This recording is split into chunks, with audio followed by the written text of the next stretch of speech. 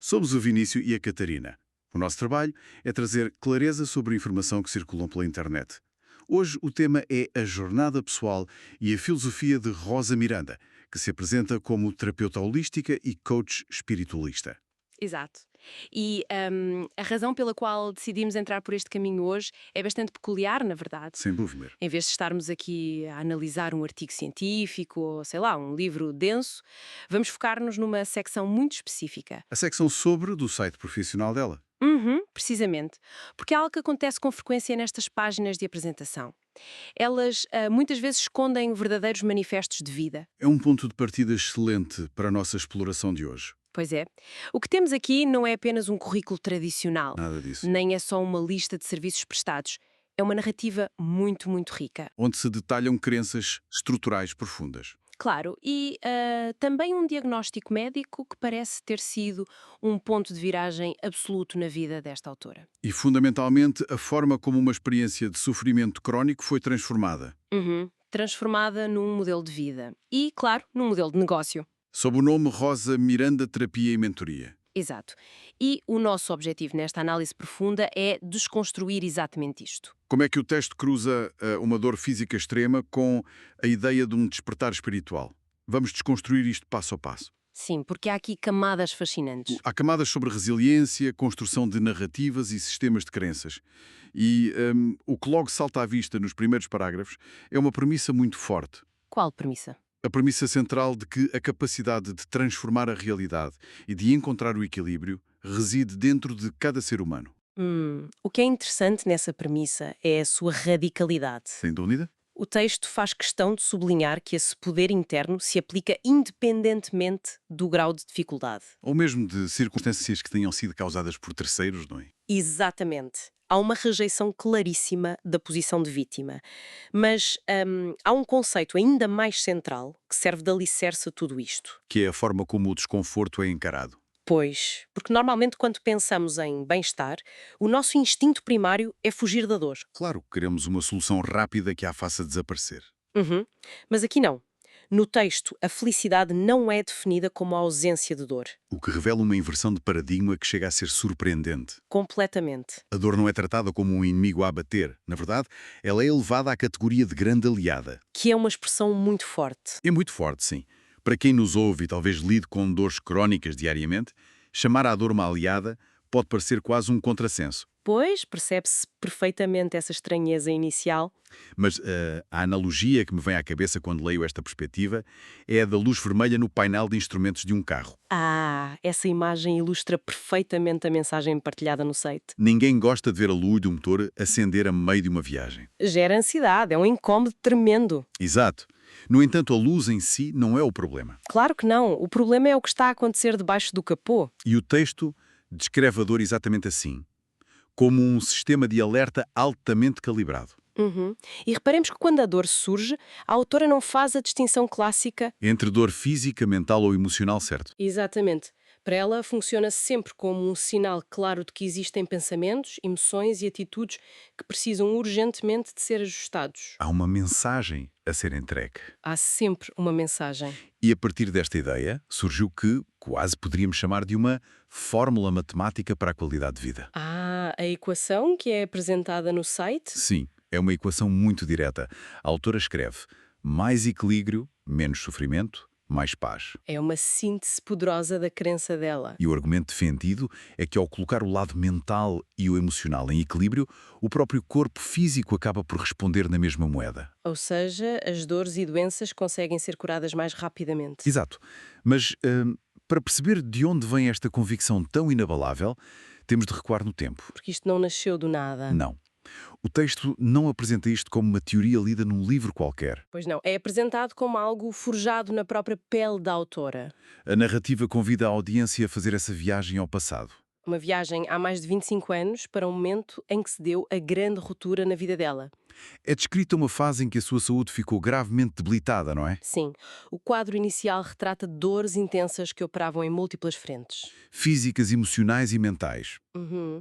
E o que torna esta parte da história tão angustiante no relato é a ausência de respostas. Ao que, curiosamente, é muito comum em relatos de doenças autoimunes ou em síndromes complexos. Sim, a incerteza médica. Inicialmente, não havia uma causa concreta identificada pela medicina. Era sofrimento puro sem um nome que o explicasse. Exato. E é aqui que a narrativa dá um salto muito interessante. Sim, eu fiquei bastante surpreendido quando cheguei a esta parte da leitura. Pela mudança de tom. Completamente. Estávamos ali a navegar por conceitos de espiritualidade, equilíbrio interno e, de repente, deparo-me com uma linguagem super clínica. Jargão médico puro. A falar de testes genéticos, inflamações ósseas. Qual é o impacto de colocar este contraste tão marcado num site dedicado a terapias holísticas? A inclusão dessa terminologia clínica serve a um propósito narrativo muito claro. Qual seria? Ancorar a história numa realidade inegável. Percebo. Porque não estamos a falar de um mero cansaço passageiro. O texto faz questão de referir que estamos a falar de biologia, de genética. De algo documentado pela ciência. Exatamente. A autora relata ter recebido o diagnóstico da presença do gene HLB27. E a hipótese de estar a desenvolver espondilite anquilosante. Para simplificar isto para quem nos acompanha, porque os termos médicos podem ser densos. Faz sentido. Podemos pensar na nossa coluna vertebral como uma corrente de bicicleta bem oleada. Onde cada elo se move livremente para nos dar flexibilidade. Pois, a espondilite anquilosante é descrita no texto como uma doença inflamatória crónica que faz com que, essencialmente, esses elos comecem a fundir-se uns com os outros. Ou seja, cria uma rigidez enorme. Cria rigidez e, claro, dores severas. E o talho de mencionar o gene HLB27. Funciona como um marcador genético. É algo que os médicos procuram ativamente nestes casos. E mencionar isso confere uma autoridade enorme à gravidade da situação. Uma autoridade brutal, sem dúvida. O relato vai ainda mais fundo. Explica que o diagnóstico definitivo dependia apenas de um último fator. O início da anquilose. Sim, dessa tal fusão óssea nas articulações sacroiliacas, ali na base da coluna. E é a partir da gravidade deste quadro clínico que surge a grande encruzilhada de toda a história. Porque, perante isto, a medicina convencional apresentou o seu plano de ação. E as opções oferecidas, segundo o texto da autora, eram basicamente duas. A hidroterapia, focada no relaxamento e em atrasar a progressão da rigidez. E a toma contínua de anti-inflamatórios para gerir a dor. E é exatamente aqui que se dá o choque narrativo. Há uma frase citada que é atribuída à equipa médica, que é daquelas que mudam o rumo de uma vida inteira. A frase é duríssima. É relatado que lhe disseram: tem de tomar esta medicação para sempre se não quer sentir dor. É uma sentença pesadíssima. É esmagadora. Para quem ouve um prognóstico destes num consultório de um hospital, a palavra sempre tem um peso quase insuportável. Implica a aceitação de uma dependência perpétua. E o clímax desta narrativa de origem acontece precisamente na recusa categórica dessa premissa por parte da autora. Ela decide não aceitar que o seu destino se limita àquelas opções. Rejeita a ideia da dependência química interminável. Mas há um aspecto vital na forma como essa recusa é enquadrada no site. Sim, e merece uma leitura atenta. Não estamos perante um texto que ataca a ciência de forma cega ou que chame charlatões aos médicos. Pelo contrário, há um respeito declarado. Sim. Há uma passagem onde a autora faz questão de reconhecer que os médicos são profissionais capacitados. Estudam intensamente e baseiam a prática na ciência disponível. Portanto, a divergência descrita não é sobre a competência técnica da equipa médica. Não. É sobre o facto de a lente através da qual a medicina olha para o ser humano ser, na perspectiva partilhada no texto, incompleta. A ruptura é, na sua essência, filosófica. Filosófica e profundamente espiritual. O texto defende que a abordagem convencional falta reconhecer uma dimensão maior. O que é designado no site por dimensão divina da existência. Exatamente. E isto leva-nos a uma das secções mais declarativas da página, que tem o título Fé acima da crença na medicina. É um título que não deixa margem para dúvidas sobre a postura assumida. A recusa de tomar medicação para o resto da vida não nasce de uma simples teimosia. Nasce sim da crença inabalável de que tem de existir um propósito maior por trás de todo aquele sofrimento. É a ideia de que o universo, ou a tal inteligência divina referida, não a colocaria perante aquela provação sem lhe dar ferramentas internas. Ferramentas para superar de uma forma menos invasiva, certo? Sim. É fascinante observar como a narrativa clássica da jornada do herói se aplica aqui na perfeição. Totalmente. Temos a descida ao mundo inferior. que é representada pela dor crónica e pela confusão inicial. Depois, o confronto com a autoridade estabelecida. Neste caso, o prognóstico médico irreversível. A descoberta de um novo caminho interior. E, por fim, o regresso. O regresso com um novo conhecimento para partilhar com os outros. E a prova desse regresso com sucesso, pelo menos dentro dos parâmetros definidos pelo próprio texto, são os resultados que a autora partilha. Sim, e há um pormenor muito curioso na forma como esses resultados são quantificados. É verdade, a alegação não é de uma cura milagrosa e mágica de 100%. Não é descrito como se a doença simplesmente tivesse evaporado de um dia para o outro, O site afirma que a sua qualidade de vida melhorou em 95%. o que é uma escolha retórica brilhante. Torna a afirmação muito mais palpável e até relacionável para quem lê a página. Prometer os 100% soa sempre algo irrealista, quase inatingível. Mas os 95% sugerem um trabalho contínuo, sugerem uma gestão diária, uma prática constante. Sem dúvida. E o que é que permitiu alcançar esta percentagem tão alta de melhoria, de acordo com o relato? O texto aponta para a aprendizagem de métodos naturais. Métodos naturais e conscientes de atenuar o impacto da condição. E há aqui uma expressão que ela usa que vale a pena analisar. As supostas doenças. Exato. A utilização das aspas na expressão supostas doenças é talvez uma das escolhas semânticas mais reveladoras de todo o documento. Sugere uma desconstrução frontal do conceito tradicional de patologia. Completamente. Ao colocar a palavra doença, entre aspas, o texto retira-lhe o poder. Deixa de ser uma entidade autónoma que ataca o corpo de forma aleatória. E realinha a condição física com a tal ideia da dor como um mero sinal de desequilíbrio energético e espiritual. Essa redefinição é o motor de toda a prática terapêutica que é desenvolvida e oferecida hoje em dia pela autora. O que nos conduz, inevitavelmente, a um dos conceitos mais complexos que vamos abordar nesta exploração de hoje. O poder da cocriação. Pois, esse é, sem dúvida, o núcleo duro de toda a filosofia aplicada descrita no site. O enquadramento desse conceito baseia-se numa citação clássica que encontramos logo em destaque na página. Sim, a frase é: Deus fez o homem à sua imagem. Contudo, a interpretação que a autora propõe não é apenas contemplativa. Ou sequer puramente simbólica. Não. Na visão partilhada, ser feito à imagem do divino traduz-se de forma muito literal. No poder humano de co-criar a sua própria realidade. A crença é que temos a capacidade absoluta de materializar aquilo que vivemos. E é perante esta afirmação que a nossa reflexão tem de ganhar novos contornos. Por quê? Porque a crença na cocriação, tal como é apresentada, tem uma dualidade muito específica. Funciona quase como uma espada de dois gumes. Exato. O argumento lógico apresentado é muito claro. Se através do conhecimento e da consciência o ser humano é capaz de criar uma vida plena, Uma vida equilibrada e saudável. então o inverso tem de ser rigorosamente verdadeiro na mesma medida. Ou seja, sem esse nível de consciência, manifestam-se realidades desfavoráveis. Mas espera, isso levanta uma questão conceptual enorme. Sim, é uma questão que surge naturalmente de quem analisa o texto de fora. Dizer que manifestamos a nossa própria realidade desfavorável não acaba por colocar um peso esmagador sobre os ombros de quem já está a sofrer. É uma excelente interrogação. O que isto sugere, lendo nas entrelinhas, é uma responsabilização quase total do indivíduo. Pelo seu estado atual de dor ou doença. Implica que a realidade de hoje é o fruto inevitável das escolhas do passado. Das ações e até dos sentimentos ou medos reprimidos.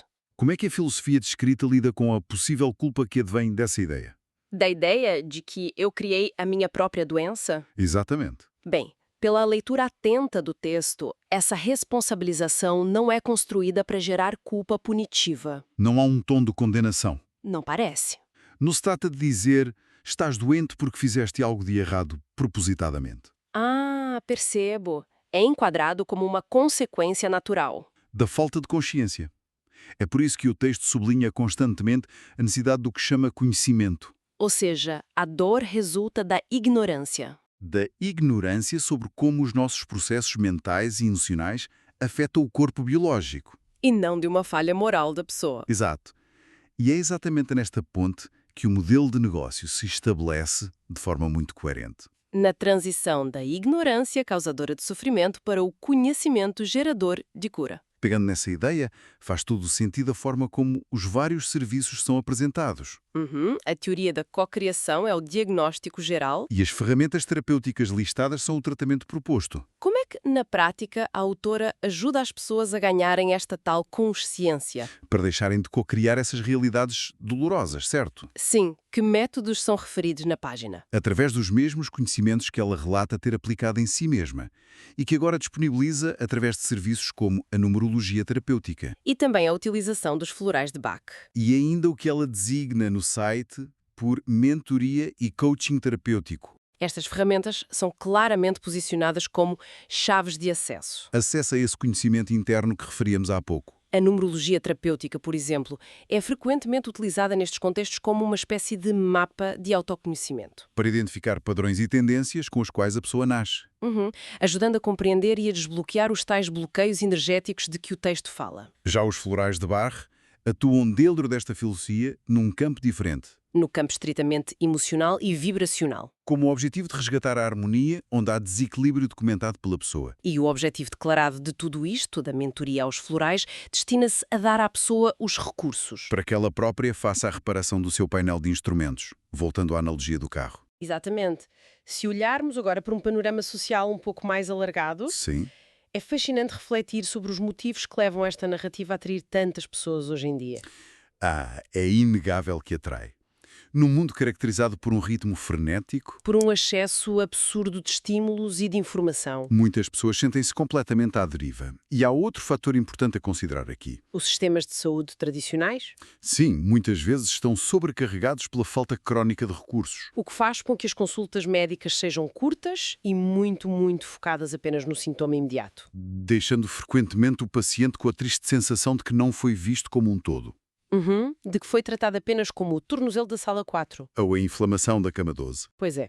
Há uma alienação inegável na forma como as sociedades modernas acabaram por estruturar a lida com a doença. É um processo onde o paciente assume, na grande maioria das vezes, um papel passivo. Vai ao médico, recebe o diagnóstico formal, Toma o comprimido receitado e espera passivamente que o corpo se conserte sozinho. quase como quem deixa um eletrodoméstico na loja para arranjo. Ora, a mensagem que analisamos hoje oferece exatamente o oposto desta passividade. Oferece ação perante cenários de ansiedade crónica, de cansaço extremo ou mesmo de diagnósticos assustadores. A ideia de que o sofrimento tem um propósito maior De que não é apenas um azar biológico cruel ou uma falha mecânica aleatória. é uma perspectiva profundamente atrativa e reconfortante para quem procura respostas. É uma devolução total do sentido de agência ao indivíduo. Não é como um porto seguro psicológico incrivelmente empoderador para quem está em sofrimento. E, em termos estritamente de estrutura narrativa, a página que desconstruímos ao longo desta sessão cumpre essa função de uma forma brilhante. Estabelece a autoridade necessária,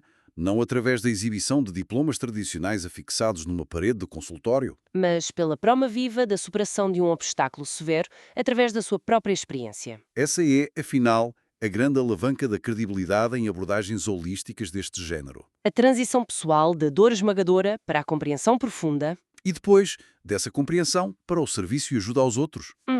cria um arco de confiança muito, muito forte para a audiência-alvo. O quadro geral que se extrai desta nossa exploração revela um sistema de crenças muito estruturado. Que dentro dos seus próprios pressupostos é bastante hermético e lógico. Se aceitarmos a premissa inicial de que a mente cocria a matéria. Então, a espiritualidade, a gestão emocional e a saúde física tornam-se de facto áreas indissociáveis. Na perspectiva desta filosofia, não se pode tratar o corpo sem recalibrar a alma. E para sintetizar a essência de tudo o que desconstruímos nesta nossa análise profunda, A mensagem primordial do texto de Rosa Miranda resume-se perfeitamente numa citação direta. uma citação que encontramos na seção final do seu site. E que soa a um verdadeiro mantra para o tipo de trabalho e mentoria que desenvolve. Ela escreve: mudar o presente é transformar o futuro. É o foco absoluto no agora. Sim, toda a filosofia exposta assenta no argumento de que aquilo que cada pessoa escolhe pensar, sentir e fazer hoje Dita sem qualquer margem para dúvidas dentro desta crença, a realidade que vai experienciar no seu próprio corpo amanhã. Funciona como um convite constante e exigente à autoobservação. Exige uma vigilância permanente sobre o próprio mundo interior da pessoa, A ideia é de que somos os arquitetos ativos do nosso bem-estar físico. através da regulação minuciosa das nossas emoções diárias. É, sem dúvida, uma das tendências com maior crescimento e ressonância atual no universo do desenvolvimento pessoal. E nas terapias não convencionais, requer trabalho constante. Exige que a pessoa nunca fuja de si mesma, nem das suas dores. E com toda esta informação dissecada e colocada em cima da mesa, queremos terminar com um pensamento provocador para a nossa audiência. Uma daquelas questões que ficam a ecoar connosco muito depois de fecharmos as janelas do navegador da internet. Pegando precisamente na essência desta perspectiva sobre a dor. Sim. O que é que aconteceria se amanhã de manhã começássemos a olhar para os nossos próprios desconfortos diários de outra forma? Aquela dor de cabeça persistente ao fim do dia de trabalho, A tensão acumulada nos ombros? ou até aquele cansaço físico inexplicável que nos derruba. E se, em vez de olharmos para isso como pequenos castigos do universo ou meras falhas da nossa biologia, Olhássemos como um sistema de alarme interno altamente calibrado a tentar comunicar connosco de forma urgente. a questão que fica para quem nos ouve refletir é esta. Será que a forma como sentimos a dor e como ela nos afeta muda instantaneamente apenas pela força invisível dessa mudança de perspectiva? É uma reflexão que, no mínimo, convida a olhar para dentro com muito mais curiosidade. E com muito menos medo do desconforto. Desconstruir a informação, tentar compreender as narrativas estruturais e as diferentes filosofias que sustentam as dezenas de textos que lemos online todos os dias. É um exercício absolutamente fundamental de pensamento crítico hoje em dia. E é esse pensamento crítico afiado que nos permite navegar de forma segura na imensa multiplicidade de visões do mundo. Visões que temos à nossa disposição à distância de um clique nesta era digital. Não podíamos concordar mais. O pensamento crítico transforma, de facto, o consumo passivo de informação numa descoberta contínua e estimulante. Sem dúvida. Esperamos que esta exploração tenha despertado a curiosidade intelectual de quem nos acompanhou E que tenha trazido perspectivas enriquecedoras e neutras. sobre a forma complexa como a vulnerabilidade física, a busca de significado e o desenvolvimento pessoal se cruzam. Especialmente na narrativa de quem procura e de quem oferece alternativas de bem-estar na internet. Continuem a questionar ativamente as premissas, a analisar a fundo o que leem e encontramos-nos na próxima sessão.